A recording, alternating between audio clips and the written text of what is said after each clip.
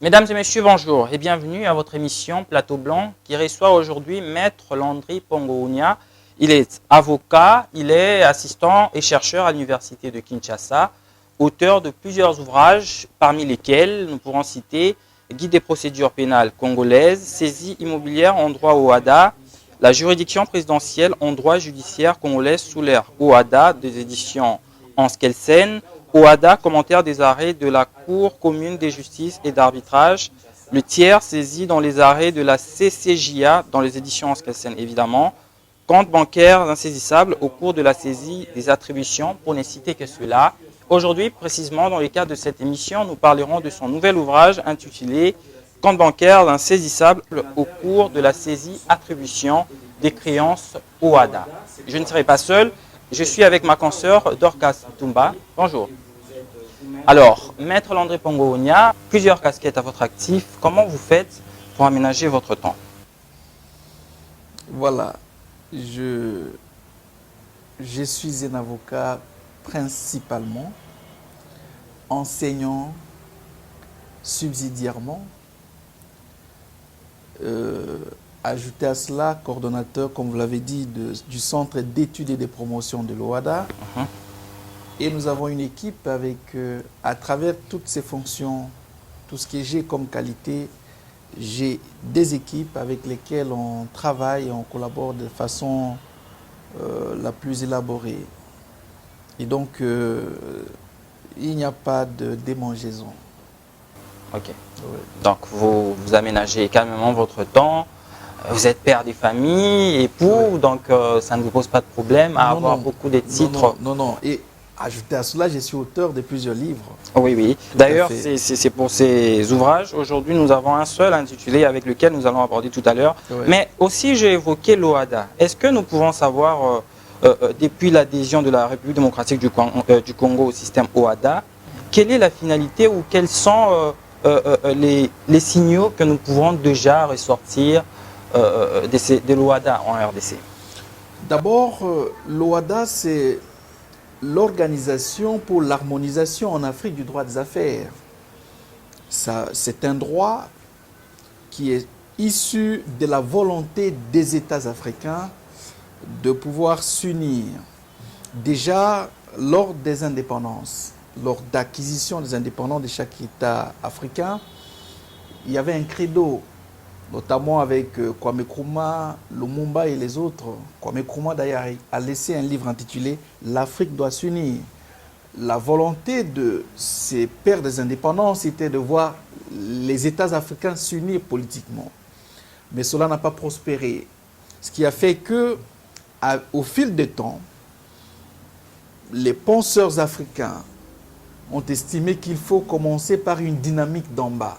Une dynamique d'en bas, entendez par là, une volonté de s'unir, de s'harmoniser à travers les affaires. Et s'harmoniser signifie qu'il faut des règles sur lesquelles il faut se mettre ensemble, parce qu'on ne peut se mettre ensemble que sur base des principes.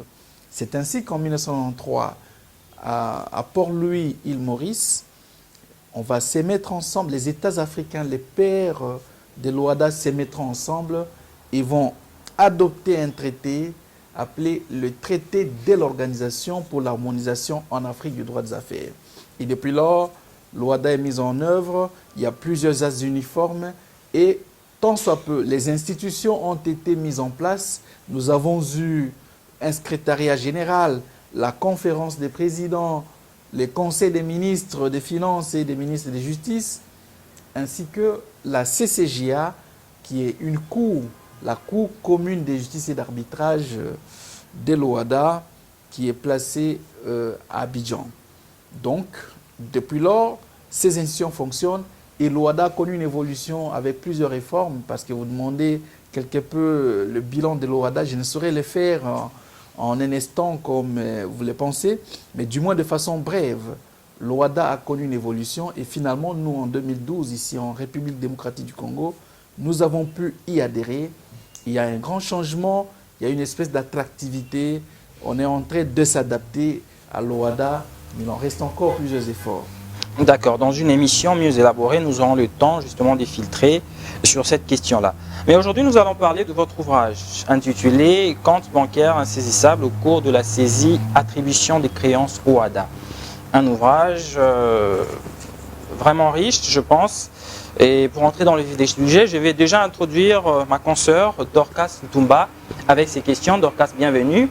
Alors, je vous laisse la parole pour des questions que vous avez pu ressortir de cet ouvrage. Comme vient de dire mon confrère, vous êtes auteur de plusieurs ouvrages. Et notamment aujourd'hui, plus spécialement aujourd'hui, nous allons aborder votre ouvrage qui concerne les comptes bancaires insaisissables au cours de la saisie-attribution. Nous voudrions savoir qu'est-ce qui vous a poussé ou motivé à la rédaction de cet ouvrage.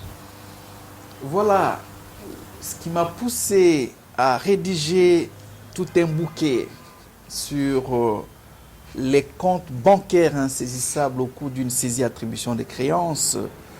La motivation est la même que les autres ouvrages que j'ai rédigés par le passé, parce que ça c'est mon 9e ouvrage, c'est ma 9e publication. Et en fait, je suis praticien de droit. Ça veut dire que je lis, je sais vivre au quotidien les difficultés qui relèvent de notre domaine, le domaine judiciaire. Il faut, les acteurs de l'industrie du droit, autant que moi, ont rencontré depuis l'adhésion de notre pays, la République démocratique du Congo à l'OHADA, plusieurs difficultés. Et notamment, la doctrine a toujours posé problème. Au-delà de ce qu'on a comme quelques codes, les uns appelés codes gris, les autres codes bleus, il a fallu des positions doctrinales sur certaines questions pour éclairer les praticiens du droit. C'est comme ça que cette entreprise, je l'ai commencée depuis, je ne peux pas appeler ça aventure, mais c'est une entreprise commencée depuis 2013. Et à ce jour, je suis au 9e ouvrage que vous avez entre vos mains. Pourquoi avoir écrit sur les comptes bancaires insaisissables? C'est parce que déjà en 2018, nous avons eu une loi sur la loi numéro 18/019 du 9 juillet 2018 relatif au système de paiement et des règlements titres. Cette loi a été adoptée en application des dispositions de l'article 51 de l'acte uniforme qui porte organisation des procédures simplifiées des recouvrements et des voies d'exécution. Cet article laisse aux États parties le loisir de déterminer les avoirs insaisissables. Donc ça pose le principe de l'insaisissabilité, mais laisse la liberté aux États parties à l'OHADA de pouvoir déterminer quels sont les avoirs insaisissables. Et parce qu'il en est ainsi et qu'il s'agit d'une application de l'OHADA et qu'il faut porter l'information au grand public, j'ai estimé qu'il était utile, si pas opportun, de pouvoir décortiquer non seulement cette loi, mais un ouvrage important qu'il fallait mettre à la portée du public pour que nous puissions, nous praticiens de droit, connaître quels sont les avoirs à saisir et quels sont les avoirs qui sont insusceptibles de saisie. Avant d'aborder le vif du sujet, avant d'aborder l'ouvrage en entièreté, avant que vous puissiez nous dévorer ou nous dire qu'est-ce qui est réellement dans l'ouvrage, vous avez parlé des comptes insaisissables lors de votre riche exposé. Nous voudrons savoir qu'en est-il des comptes saisissables. Pourriez-vous nous dire ou nous exposer en quelques lignes qu'est-ce qu'on entend, on doit entendre par des comptes saisissables? Voilà, ici je ne voudrais pas avoir un exposé assez technique de fait. Je m'évertuerai à être assez simple à travers mon intervention. Les comptes bancaires insaisissables, ça présuppose également qu'il y a des comptes saisissables. Eh bien, les dispositions de l'article 245 de la loi de 1973 qui réglemente les biens donne la possibilité à tout créancier, d'ailleurs l'article in extenso dit tous les biens du débiteur présents et à venir sont les gages communs de ces créanciers. Ça veut dire simplement que dès lors que vous êtes débiteur, c'est-à-dire vous devez à quelqu'un quelque chose, vous êtes son débiteur, celui-ci a la possibilité de saisir tous vos biens parce qu'il est votre créancier. C'est ainsi que votre créancier a la possibilité de saisir vos avoirs, vos sommes qui sont logées dans un établissement financier qu'on appelle banque, dans un établissement de crédit. Et il a également la possibilité de saisir d'autres avoirs. Mais ici uniquement, à travers cette publication, nous abordons la question du droit bancaire. Quels sont les comptes saisissables? Tous les comptes sont saisissables, à l'exception des comptes insaisissables analysés dans cet ouvrage. Lorsqu'on y arrivera, je vais dévoiler la place. D'accord. Alors, je note ici, moi, 2 mots-clés dans le titre de votre ouvrage, notamment saisie et attribution. Est-ce que vous pouvez nous expliquer en profondeur pourquoi ces 2 mots se retrouvent dans ce titre? Le concept est saisie et attribution. Oui, oui. Le concept est normatif, ça relève de l'OHADA. L'article 153 de l'acte uniforme qui porte organisation des procédures simplifiées de recouvrement et des voies d'exécution parle clairement de la saisie-attribution. Le concept est tout à fait nouveau dans l'univers congolais, juridique congolais. Parce que, avant d'adhérer à l'OHADA, la saisie-attribution était comprise autrement. L'on parlait d'une saisie-arrêt et d'une saisie conservatoire et encore d'une saisie-exécution. Faut-il le rappeler? La saisie conservatoire, nous l'avions appris sur les bancs de l'école, c'est le fait de saisir les biens de votre débiteur se trouvant entre ses propres mains. La saisie-arrêt n'était rien d'autre. J'utilise le verbe au passé parce que le mot n'est pas utilisé par les normateurs ouadiens.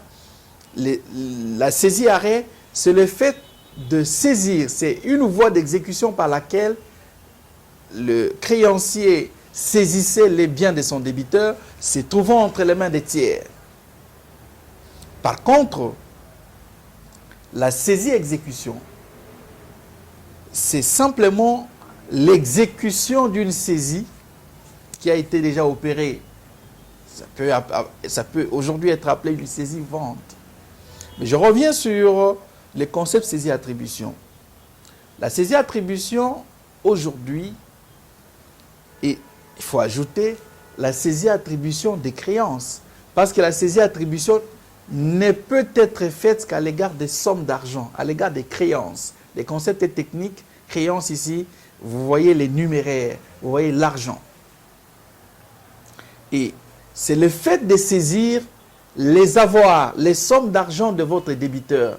Les mots débiteur signifient la personne qui vous doit. Entre les mains d'un tiers, le fait de saisir les avoirs de votre débiteur qui se trouvent entre les mains d'un tiers. Et la banque aussi, c'est un tiers parce que dès lors que vous avez ouvert un compte, vous avez une convention avec la banque, celle-ci, c'est un dépositaire de vos avoirs, eh bien, c'est un tiers détenteur. Et donc, le créancier a la possibilité, plutôt que de venir auprès de vous, débiteur, le créancier a la possibilité d'aller directement auprès de la banque pour saisir les avoirs, c'est-à-dire les sommes d'argent qui logent dans vos comptes. Alors, c'est cela, cette opération-là qu'on appelle la saisie-attribution. Mais je dois dire un mot sur les conditions de cette saisie. Il faudrait que vous soyez en possession d'un titre exécutoire. Le titre exécutoire est prévu à l'article 33 du même acte uniforme sus-allusionné. Vous verrez parmi les titres exécutoires une décision juridictionnelle. C'est-à-dire vous avez déjà gagné une décision et que vous voulez faire exécuter. Qu'est-ce qu'il s'agit? C'est d'une décision pénale avec condamnation de dommages et intérêts ou civile, et que dans cette décision, on a condamné votre débiteur au paiement d'une somme, vous pouvez vous adresser dès lors que cette décision a déjà revêtu la force des choses jugées ou l'autorité de la chose jugée. Les décisions exécutoires sur minute, c'est également un titre exécutoire. Les actes notariés, grossoyés, c'est-à-dire un acte notarié sur lesquels on a apposé la grâce, c'est-à-dire il y a déjà une formule exécutoire. On peut également avoir des procès-verbaux des parties signés entre les parties et avec, en présence du juge. Ce sont aussi un titre exécutoire. Ça constitue également un titre exécutoire. Donc tout cela constitue un titre. Donc ça, c'est la première condition avant d'opérer une saisie attribution de créances. Au-delà de cela, je viens de dire ici que la saisie attribution met en musique trois parties. Le créancier saisissant, qui peut être un créancier chirographaire, c'est-à-dire qui n'a pas de sûreté. Ça peut également être un créancier gagiste. Ça peut également être un créancier hypothécaire. Comment peut-on comprendre ça? Créancier gagiste, créancier Voilà, un hypothécaire. créancier gagiste, c'est celui qui détient un gage, c'est-à-dire un bien mobilier en contrepartie ou plutôt en sûreté, en garantie de la créance. Les concepts, monsieur les journalistes, sont assez techniques, mais j'aurai toujours le temps. Oui, justement, pour l'intérêt de nos téléspectateurs, pour qu'ils aient une compréhension plus élargie. En fait, cette matière intéresse tout le monde. Parce que les uns ou les autres, nous pouvons être soit créanciers, soit débiteurs. Et nous tous, nous sommes soit tiers saisis. Donc nous avons trois parties. Le créancier poursuivant. Nous avons également le débiteur saisi ou le saisi. C'est-à-dire la personne qui détient les avoirs du créancier ou qui doit au créancier. Nous avons également celui qu'on appelle le tiers saisi ou les tiers détenteurs. Le tiers saisi, il y a une nuance entre tiers saisi et tiers détenteur. Le tiers saisi n'est rien d'autre que celui qui saisit effectivement, plutôt celui qui détient effectivement les avoirs appartenant au débiteur qui est poursuivi. Ce n'est pas celui dont on a la présomption de détenir. Non. C'est comme ça que, pour être tiers saisi, vous devez détenir. Moi, Maître Landry Pongo, je détiens la somme de 100 000 $ de messieurs les journalistes. Comme ça, le créancier a la possibilité de venir vers moi et j'ai l'obligation de déclarer. J'ai l'obligation de pouvoir donner une déclaration vraie. Parce que si je donne une déclaration qui n'est pas conforme à la vérité, c'est-à-dire mensongère, une déclaration incomplète, une déclaration tardive, moi j'ai pu engager ma responsabilité et il y a une possibilité d'être condamné au paiement des causes de la saisie, c'est-à-dire d'être condamné à payer la somme que les débiteurs devaient payer aux créanciers. Moi qui ne suis que tiers saisi, je serai obligé de payer, et ce conformément aux dispositions de l'article 156 de l'acte uniforme qui porte organisation des procédures simplifiées de recouvrement des voies d'exécution. Et donc, le tiers saisi, dans cette triptyque où nous trouvons le créancier, le débiteur et le tiers saisi, il y a une espèce de collaboration qui est exigée de par la législation ouadienne.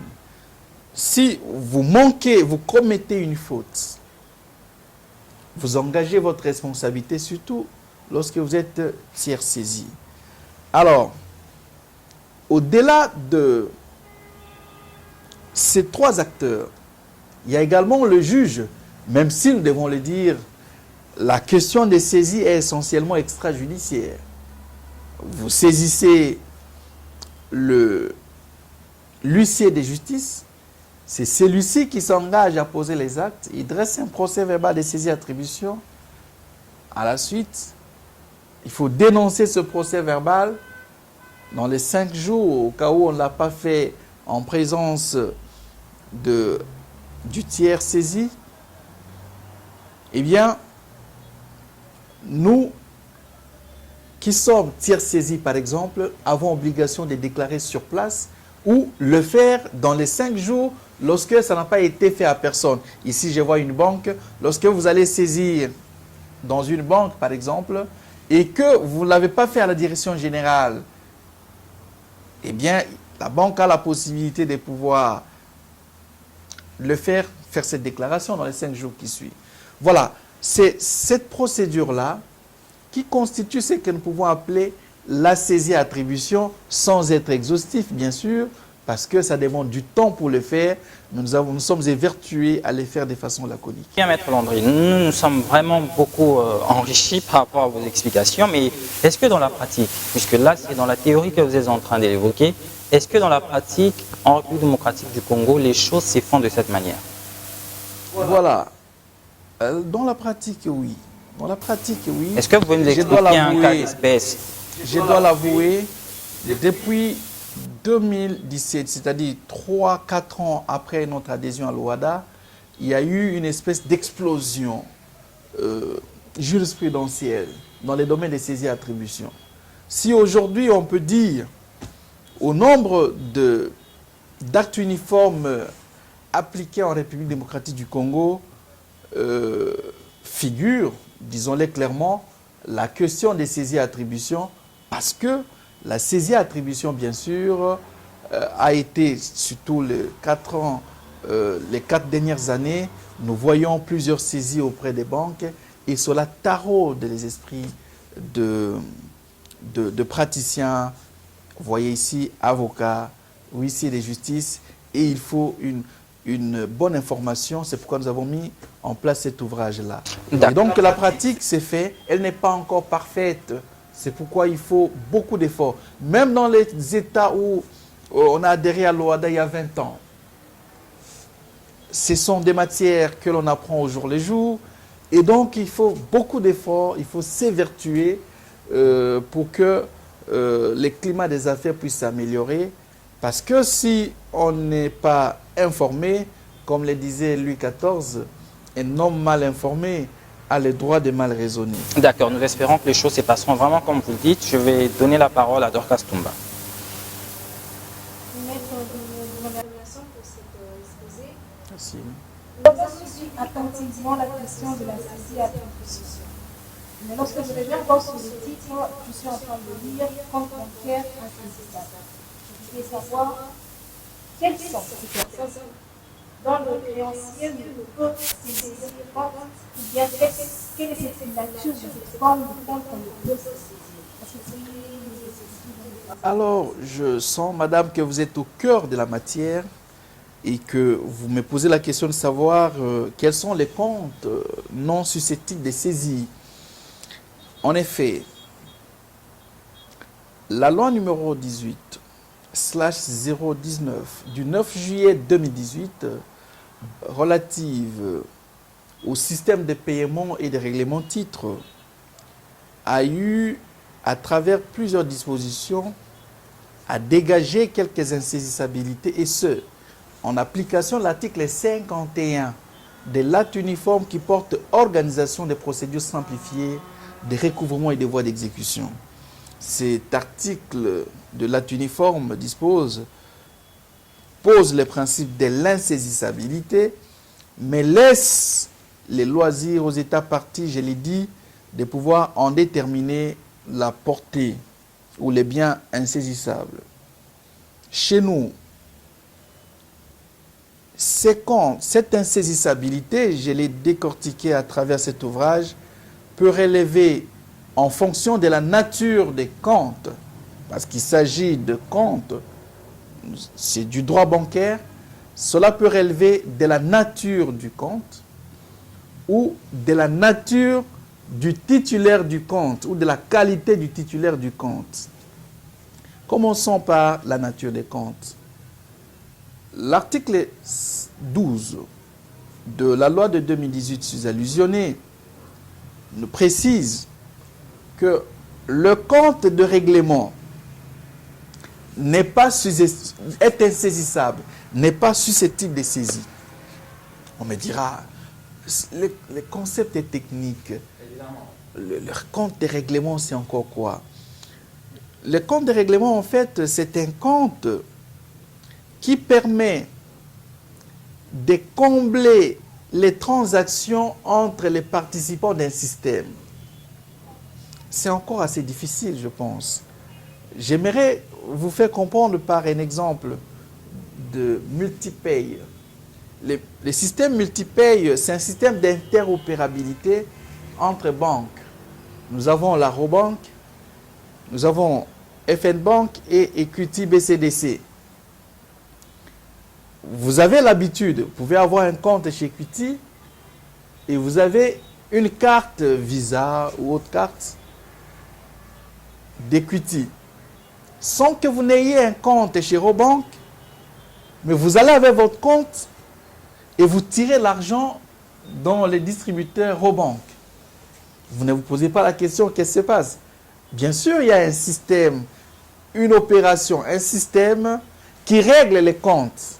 C'est-à-dire, les trois banques se sont mises ensemble et se sont dites, voilà, désormais, pour aider, pour maximiser les fonctionnalités, pour aider nos clients, nous allons désormais leur offrir ces systèmes de multipaye, leur permettant, même si là où les clients se trouvent, il n'y a pas un compte Equity, il n'y a pas Equity, c'est-à-dire une filiale ou une boîte d'Equity, mais il y a Robank à ses côtés, eh bien, ils ont la possibilité de pouvoir tirer, les clients peuvent tirer son argent des Robank.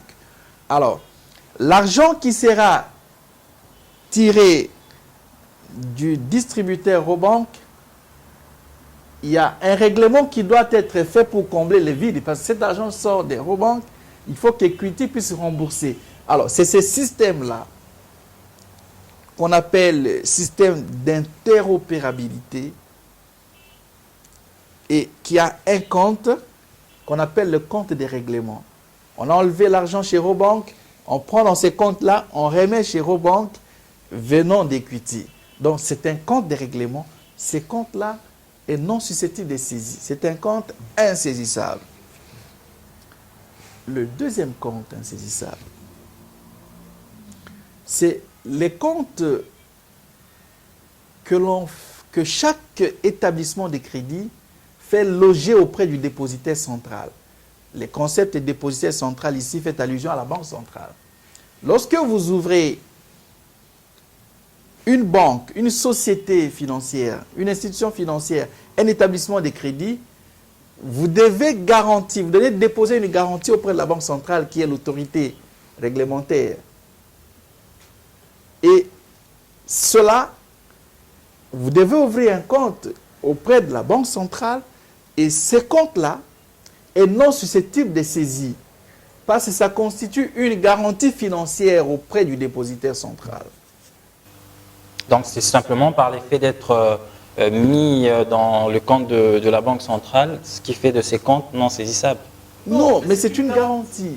C'est une garantie pour la banque. Par exemple, TMB, ou prenons Robank, lors de l'ouverture, chaque banque, toutes les banques que vous voyez, doivent déposer une garantie là-bas. Mais lorsque vous allez saisir, parce que la banque Robank vous doit, et vous allez saisir cette garantie financière, finalement, Robank n'aura plus les garanties à ce niveau-là. Donc, nous devons comprendre qu'il y Or, dans les règlements de la RDC, oui, il est obligé à chaque banque de pouvoir déposer une garantie au niveau du dépositaire central. faut Et bien donc, comprendre. ce compte-là est insaisissable. Les comptes des banques ne peuvent pas faire l'objet des saisies. non. Les comptes des banques, si une banque est débitrice, on peut saisir les comptes d'une banque. Seulement, les sommes que la banque, lors de l'ouverture, a déposées auprès de la banque centrale, au fin de constituer une garantie bancaire, ces comptes-là sont non susceptibles de saisie.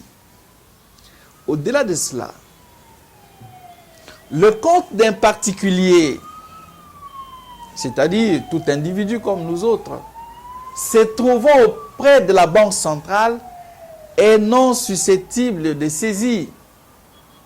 Par exemple, je dois obtenir un paiement, moi particulier, qui passe après ordonnancement du ministère des Finances, et on ouvre un compte auprès de la Banque centrale, la banque doit me payer. par exemple 100 000 $. Mais vous, mon créancier, vous allez saisir directement la banque centrale pour qu'on vous paye l'argent de la banque centrale et l'argent qui m'appartient, moi en particulier, votre débiteur. Donc, c'est difficile de distinguer. C'est comme l'eau.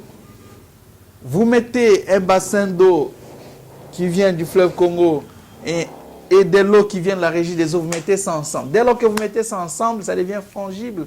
Et c'est difficile de distinguer l'eau du fleuve et l'eau de la régie des eaux. C'est presque la même chose. Or, la Banque centrale, c'est un organisme public qui bénéficie de ce qu'on appelle les immunités d'exécution. Alors, pour tout cela, il est prévu que les comptes d'un particulier qui se trouve auprès du dépositaire central, auprès d'une banque centrale, l'on ne puisse pas saisir parce que l'argent est fongible et c'est difficile d'en distinguer des sommes d'argent qui appartiennent aux bénéficiaires des immunités. Ça, c'était troisième. Quatrième.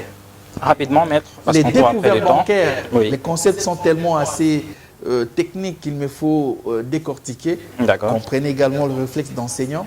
Évidemment. Merci. Et les comptes débiteurs.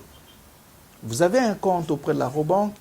Les comptes peuvent être créditeurs, c'est-à-dire vous avez de l'argent, vous n'avez pas de dettes, tout comme ça peut être globalement débiteur. Vous pouvez avoir 2-3 comptes. Dans l'un, vous avez l'argent, dans l'autre, votre compte est débiteur, c'est-à-dire vous n'avez pas de somme, vous devez à la banque. Vous avez même emprunté auprès de la banque. Tout cela, si le compte est globalement débiteur, vous êtes un débiteur de la banque et ces comptes-là, même les comptes où se trouve l'argent, parce qu'il est au nom du principe de l'unicité du compte, eh bien, ces comptes-là, de façon globale, est insaisissable. Nous avons également les comptes des établissements de crédit qui se trouvent auprès de la BAC. BAC signifie Banque des États de l'Afrique centrale. Et il y a un seuil que les banques sont censées détenir, seuil d'argent.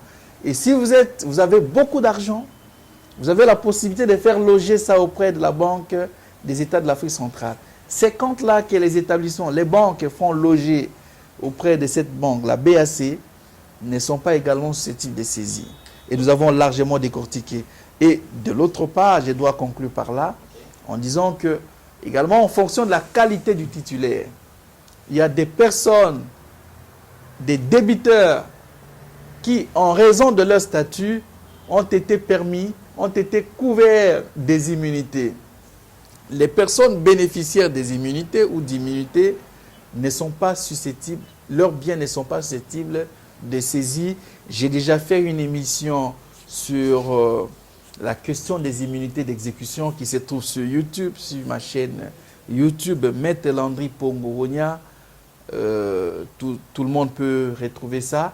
Les détails sont dedans. Est-ce que lorsque vous parlez des immunités, il faut notamment entendre, par exemple, les députés nationaux ou toutes les personnalités dans le pays? Non, non. Là, ce sont des immunités parlementaires. Il y a plusieurs sortes d'immunités. Okay. Les immunités diplomatiques, les ambassadeurs, oui. On ne peut pas les toucher, etc. Oui. Les immunités parlementaires. Donc, le parlementaire, en raison de ses déclarations, tout ça, on ne peut pas les poursuivre. Mais ici, il s'agit des immunités d'exécution. En effet. C'est-à-dire, vous ne pouvez... Il y a des personnes, en raison de leur statut, même si elles sont débitrices, l'on ne peut saisir leurs avoirs, leurs biens, parce qu'elles sont couvertes d'immunité. Très bien. Alors, Dorcas Toumba, je pense qu'il y a encore une autre question. Rapidement, nous courons après le temps. Mais vers la fin, vous avez dit qu'il y a des personnes qui sont couvertes d'exécution. Est-ce que nous pouvons savoir quelles sont ces personnes qui sont couvertes Voilà. Les personnes couvertes d'immunité d'exécution, l'article 30 de l'acte uniforme qui porte organisation des procédures simplifiées des recouvrements et des voies d'exécution dispose assez clairement, en substance, que les organismes publics et les entreprises publiques sont bénéficiaires d'immunité. c'est-à-dire leurs biens ne peuvent faire objet d'exécution forcée. Mais attention, il faut ouvrir la boîte à Pandore sur la question. Les entreprises doivent être réellement publiques. Mais chez nous, en République démocratique du Congo, en vertu de la loi de 2008 relative aux entreprises publiques, cette loi-là prévoit que certaines entreprises ont été transformées en sociétés commerciales. Et en son article 4 de la loi de 2008, dit que certaines sociétés qui ont été, disons, entreprises transformées en sociétés commerciales, eh bien, ont pris la forme de sociétés anonymes. Et il a été jugé par la Cour commune de justice et d'arbitrage que les entreprises ou les sociétés commerciales, même celles où l'État est l'unique actionnaire, si ces sociétés-là ont pris l'une des formes prévues par le droit privé, c'est-à-dire les droits au WADA en l'occurrence, eh bien, elles ont entendu renoncer à leurs immunités, comme la SNEL, la Régie des eaux. Les entreprises publiques. Oui, ce sont des entreprises publiques transformées en sociétés commerciales, mais qui ont pris la forme de SA, c'est-à-dire société anonyme. Ça veut dire simplement que désormais, ces entreprises publiques transformées en sociétés commerciales peuvent faire objet de saisies ou de recouvrements forcés d'une créance. Merci beaucoup, maître. Je ne sais pas, nous sommes déjà en train de toucher à la fin de cette émission. Dorcas, y a-t-il encore des questions avant de finir, très rapidement? D'accord, beaucoup. Alors, maître Landry, merci beaucoup. Nous voudrons simplement savoir, pour ceux qui seront intéressés pour avoir votre ouvrage, comment peut-il arriver à s'en procurer? Ah voilà, ceux qui ont besoin de mes publications, notamment cet ouvrage assez intéressant de compte bancaire insaisissable au cours des saisies attributions des créances au WADA, peuvent aller d'abord au plan virtuel, parce que tout le monde n'est pas en République démocratique du Congo. Au numérique, ils peuvent aller sur mon site www.landrypongowonia.com www.landrypongowonia.com. Ça, c'est un site, on peut tout acheter, on peut passer des commandes et on peut vous les faire parvenir en physique. Donc, tout est possible là-dessus. Alors, la version physique, vous pouvez, devant les différents palais de justice, pour ceux qui sont à Kinshasa, vous pouvez également passer la commande à travers mon adresse email landrypongowonia@gmail.com. On peut vous faire parvenir ça. Tout comme sur WhatsApp, vous allez trouver dans mon site www.landrypongowonia.com. Vous verrez les adresses, vous passez la commande, on vous fait parvenir partout, à travers tous les 4 points cardinaux. Merci beaucoup, maître Landry Pongo. Merci pour cette matière. Nous voudrons bien continuer, faute de temps. En tout cas, nous espérons vous avoir une prochaine fois dans une autre émission. Merci, Dorcas, pour ces questions. Mais avant qu'on puisse, Oui. je me permets de t'arracher la Oui, allez-y. Merci. Il faudra noter aussi qu'au-delà d'être écrivain, au-delà d'être chercheur, au-delà d'être enseignant, que Maître est également membre de l'Union internationale des avocats. Ah oui. Où il effectuera, je pense que c'est Est-ce que maître peut émettre un petit commentaire sur cette nouvelle attribution que je viens de découvrir moi? Ah voilà, je suis membre de l'Union internationale des avocats. C'est une organisation mondiale qui regroupe pas tous les avocats, mais quelques avocats qui ont réussi à atteindre certaines conditions d'éligibilité. Et moi, j'y suis. Et d'ici le 28, 29 et 30 octobre 2021, nous serons tous à Madrid sous la présidence d'honneur du roi Philippe VI, et ça sera le 65e congrès de l'Union internationale des avocats. Je vous informe que j'y serai et j'aurai une intervention qui va porter sur les immunités d'exécution des personnes de droit public à la lumière du droit au HADA. Merci beaucoup, Maître Landry. Fidèles téléspectateurs, vous comprenez que nous sommes en face d'un juriste et pas le moindre. C'est avec lui que nous avons tenu cette émission. Merci Dorcas. Merci encore Maître Landry Pongounia. Merci à toute l'équipe technique. Si vous voulez suivre cette émission, nous allons certainement la passer sur notre chaîne YouTube. Et pour le reste, portez-vous bien. On se retrouve la fois prochaine. Au revoir.